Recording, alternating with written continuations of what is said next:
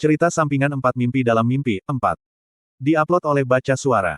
Jangan lupa like dan subscribe, agar kami semangat upload lebih banyak. Saya, Kim Ha-jin, tidak menunda-nunda atau mengabaikan pelatihan saya. Saya telah mendapatkan cukup uang untuk bertahan seumur hidup, jadi saya punya banyak waktu luang sekarang. Saya memutuskan untuk berlatih karena saya tidak bisa mati karena sakit dan hanya jin atau monster yang bisa membunuh saya. Saya terus bertahan. Kadang-kadang, saya berkata pada diri sendiri untuk berhenti bermain pahlawan jika saya harus melalui ini lagi. Ho. Saya terus berpikir sambil berolahraga. Saya tidak bisa lagi kembali ke dunia saya. Itu terjadi cukup tiba-tiba. Saya tidak akan putus asa jika saya melakukan sesuatu yang salah atau jika seseorang mengganggu dan menyebabkan saya tetap di sini. Namun, saya baru saja bangun suatu hari dan menemukan banyak notifikasi. Menara keajaiban telah terwujud. Menara harapan telah diselesaikan.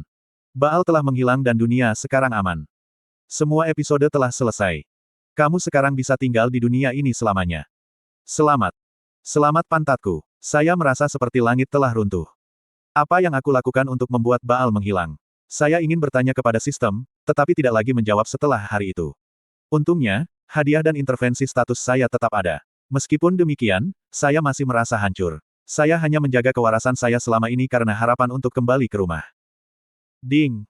Pemberitahuan berdering dari jam tangan pintar saya.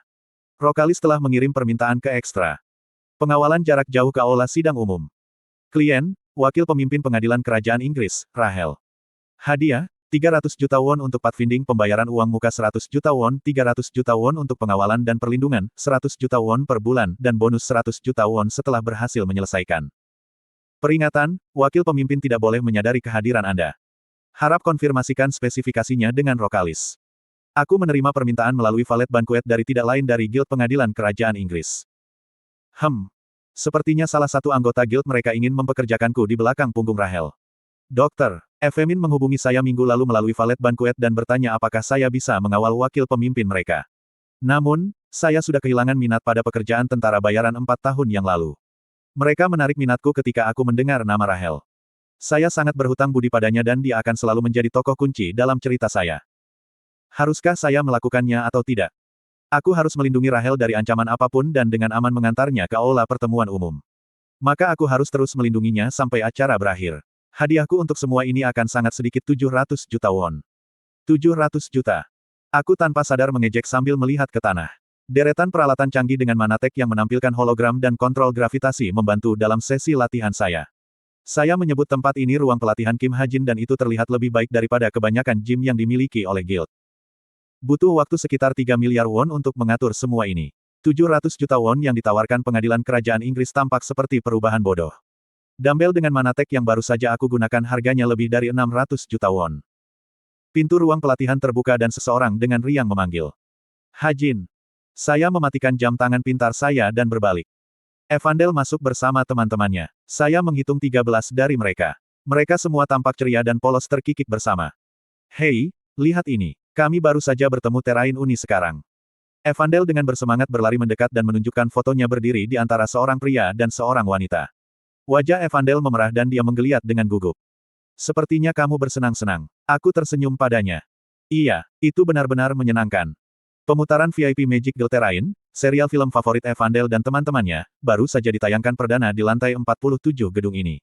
Evandel menghadiri pemutaran pribadi ini hari ini bersama semua temannya. Dua protagonis utama segera setuju untuk datang ketika saya menawari mereka jumlah yang lumayan untuk bertemu dan menyapa.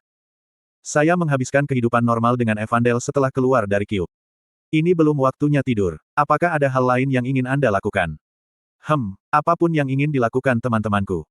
Oh, kamu anak yang baik. Teman-teman Evandel, apa yang kalian semua ingin lakukan? Apakah kamu ingin pergi ke taman air? Yeesss. Jawab mereka antusias. Saya merasa seperti bekerja di taman kanak-kanak. Baiklah kalau begitu, manajer. Ya, saya mengerti. Pria yang berdiri di belakang anak-anak seperti bayangan menjawab dengan senyum cerah sebelum membawa mereka ke bawah. Selamat bersenang-senang. Oke. Aku berdiri di tengah ruang pelatihan setelah mengirim mereka pergi sambil tersenyum. Bangunan kami di pusat Soho, 1, memiliki 107 lantai dan paling menonjol di antara semua gedung pencakar langit di daerah tersebut. Dindingnya menampilkan kaca dari lantai ke langit-langit dengan pemandangan 360 Seoul dan Sungai Han. Semua ini milikku, Kim Ha-jin. Saya pasti mendapatkan banyak uang. Saya hanya mendedikasikan diri saya untuk menghasilkan uang selama 5 tahun terakhir dan mencoba mengisi hati saya yang kosong ketika saya tidak bisa kembali ke rumah lagi. Saya mengabdikan diri seperti orang gila untuk setidaknya hidup nyaman di dunia ini. Saya menghasilkan uang dengan cukup mudah karena saya sudah tahu masa depan. Sejujurnya, aku hanya membutuhkan satu fakta bahwa itu Essence of the Stride akan meroket. Pasangan itu dengan sesuatu yang disebut leverage dan saya mulai mencetak uang tanpa akhir. Tentu saja, hanya mengetahui masa depan mungkin tidak cukup. Yo Yonha membuat langkah pertama dan mencariku. Dia tidak secara pribadi mengunjungi, tetapi menghubungi saya melalui Truth Agency saya. Kebanyakan orang terkenal tahu tentang Truth Agency akhir-akhir ini. Kami tahu segalanya. Moto sederhana namun kuat ini mendorong kami ke puncak industri. Orang yang meminta layanan kami mencapai miliaran. Bahkan ketua guild dan ketua konglomerat terkenal melakukan yang terbaik untuk menjadi rendah hati dan hormat ketika berhadapan dengan Truth Agency. Hajin Chan. Suara yang akrab terdengar dari jam tangan pintar saya. Itu berasal dari salah satu pendiri Truth Agency, Kim Hoseop, pria gemuk yang berdiri di sampingku selama kelulusan agen militer kami. Ah, kamu menelepon pada waktu yang tepat. Ada sesuatu yang ingin kukatakan padamu, jawabku segera. Apa itu Nyang? Saya menerima permintaan dari pengadilan kerajaan Inggris. Oh, apakah itu begitu Nyang? Ini terkait dengan wakil pemimpin mereka, Rahel. Saya berencana untuk menerimanya, jadi selidiki sekeliling dan beritahu saya jika ada sesuatu yang muncul. Baiklah. Aku mengakhiri panggilan dan menuju ke ruang bawah tanah tempat Evandel dan teman-temannya pergi ketika sesuatu memantulkan cahaya bulan dan sebentar membutakanku. Aku berkedip beberapa kali dan melihat keluar jendela untuk menemukan sekawanan gargoyle di udara. Inilah sebabnya aku tidak pernah bisa menyukai dunia ini, gerutuku dan mendesah. Mereka melayang di depan bulan purnama dan kulit mereka bersinar seperti logam. Mereka sepertinya mencari kesempatan untuk menabrak gedung pencakar langit. Pahlawan mungkin akan segera dikerahkan, tetapi aku tidak akan menunggu karena semua tanah dan bangunan di sekitar sini adalah milikku. Aku mengeluarkan Desert Eagle dan memperkuatnya dengan Eder. Lalu aku mengubahnya menjadi senapan sniper ganas. Aku membuka jendela dan membidik gargoyle. Klik, klek. Saya segera menarik pelapuknya. 6 garis cahaya melesat keluar dan terbang ke arah yang berbeda sebelum menyerang gargoyle. Mereka semua mati di udara setelah peluruku menghancurkan hati mereka. Slot iklan, kamu bisa pasang iklanmu di sini. Saya menyaksikan mayat mereka jatuh dan memanggil penjaga. Ada beberapa mayat gargoyle di luar. Tolong ambil mereka. Sidang umum di Asia Tengah akhirnya akan dimulai dalam 2 minggu. Rahel menonton berita sambil menunggu proses seleksi dimulai. La Guild Lumière dari Prancis, Panzerberg dari Jerman, Reislaufer dari Swiss, dan Legiones dari Italia telah dipilih untuk mewakili negara masing-masing. Seluruh dunia fokus pada majelis umum akhir-akhir ini.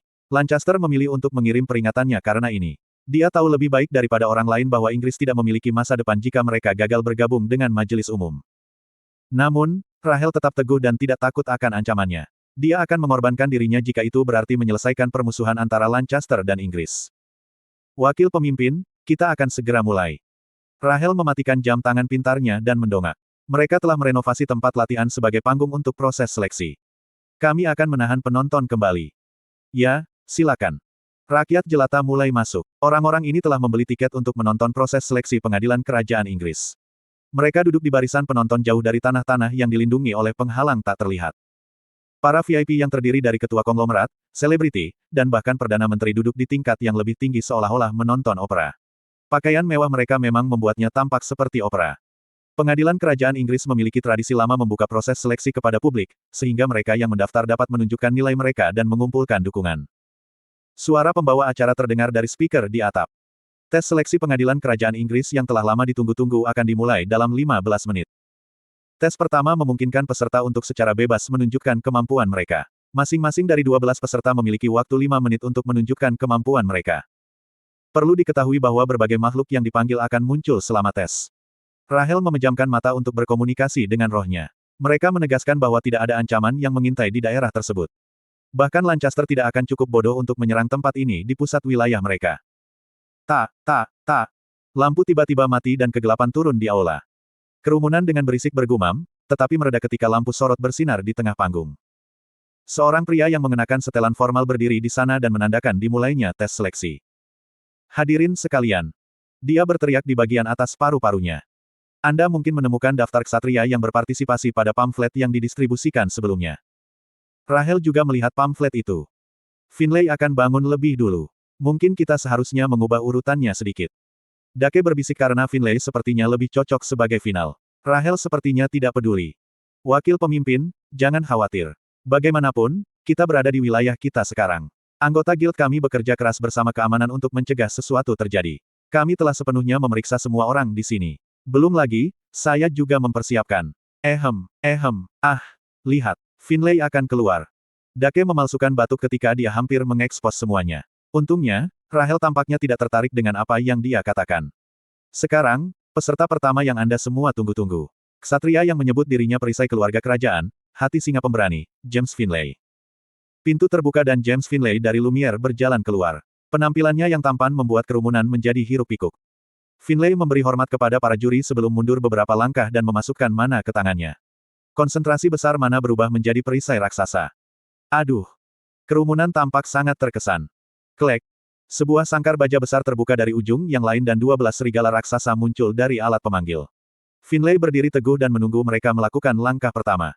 Gur! Grr! Serigala menendang tanah dan menyerang. Finlay menghadapi mereka secara langsung.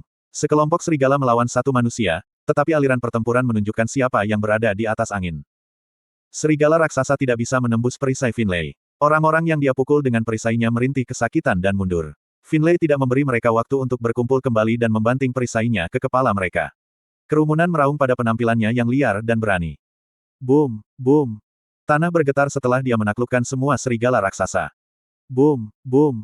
Kerumunan menahan napas. Boom! Boom! Finlay mendongak dengan sikap berlebihan seperti protagonis film. Seekor harimau raksasa peringkat 3 telah dipanggil kali ini dan menyebabkan tanah bergetar. Itu berkeliaran sambil mengamati Finlay. Menepuk. Finlay mengertakkan gigi dan menurunkan pendiriannya. Kerumunan dengan berisik bergumam dan mengira dia sudah menyerah. Namun, Finlay membuktikan mereka salah dengan melepaskan semua mananya. Keyuh. Dia mengerang karena jumlah mana terus meningkat. Itu menyelimuti seluruh tubuhnya dan berubah menjadi aura. Bahkan Rahel, yang sibuk mencari-cari potensi ancaman, memperhatikan auranya yang kuat dan mengakui potensinya. Oh, jadi dia bisa melakukan hal seperti itu. Saya agak khawatir ketika dia meminta harimau raksasa. Siapa yang tahu dia memiliki keterampilan seperti itu di bawah lengan bajunya. Finlay melesat ke depan seperti peluru sementara semua orang mengaguminya. Kemudian seberkas cahaya tiba-tiba melintas dan menghilang. Semua orang melihatnya, tetapi tidak ada yang bisa mengidentifikasinya. Namun, misteri itu akan segera terpecahkan. Hah! Seorang lelaki tua di kerumunan memecah keheningan terlebih dahulu. Penglihatannya memburuk karena usia tua dan dia tidak memperhatikan sinar cahaya. Hanya dia yang terus mengawasi Finlay sepanjang waktu dan sepenuhnya menyaksikan tubuh Finlay yang tak bernyawa berputar di udara seperti ragdoll. Set! Asap hitam samar membubung dari dahi Finlay. Tubuhnya tetap tidak bergerak di tanah dan matanya kehilangan fokus. Semua orang akhirnya menyadari apa yang terjadi. Sebuah pembunuhan. Kerumunan gaduh semenit yang lalu terdiam. Keheningan yang menakutkan berlanjut sebelum orang-orang mulai berteriak ketika mereka melihat darah mengalir dari dahi James Finlay. Kiyah! Apa yang terjadi? Apa itu? Mati. Dia meninggal. Dia meninggal. Seorang jin. Itu jin. Kekacauan terjadi ketika mereka yang berlari ke pintu keluar mendorong orang lain dengan hampa berdiri di sekitar. Orang-orang yang mencoba melarikan diri mendorong staf yang mencoba memulihkan ketertiban. Sebuah penyerbuan pecah dan beberapa diinjak-injak. Jeritan dan tangisan memenuhi area tersebut. Rahel membeku di kursinya saat sekelilingnya turun ke dalam kekacauan total. Dia tidak bisa mendengar apapun dalam kebingungannya. Realitas sepertinya menyelinap melalui jari-jarinya dan semakin jauh. Hanya tubuh tak bernyawa di atas panggung yang memasuki penglihatannya. Pemuda yang antusias dan berbakat itu sangat ingin menjadi pahlawan. Putri, cepat dan evakuasi putri, teriak Dake. Namun, Rahel mendorongnya kembali dan dengan ganas berlari ke depan dengan Windy terbang di belakangnya. Kuawosh. Roh itu melepaskan angin kencang yang sepertinya mencerminkan kemarahan Rahel. Catatan translator. 1. Soho adalah salah satu daerah mewah di Gangnam.